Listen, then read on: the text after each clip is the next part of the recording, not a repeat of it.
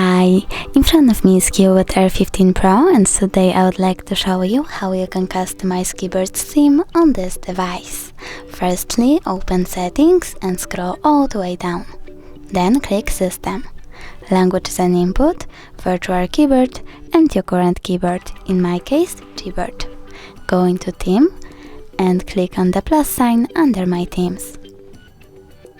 Over here you can select a photo, pinch it to scale and drag it to move. When you're done, click Next. Adjust brightness, tap Done, and click on the switcher next to keyboarders to enable or disable them. When you're done, click Apply. Now when I go back,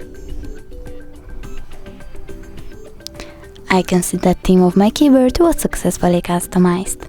Thanks so much for watching. If you enjoyed this video, don't forget to leave a like, comment and subscribe. Bye!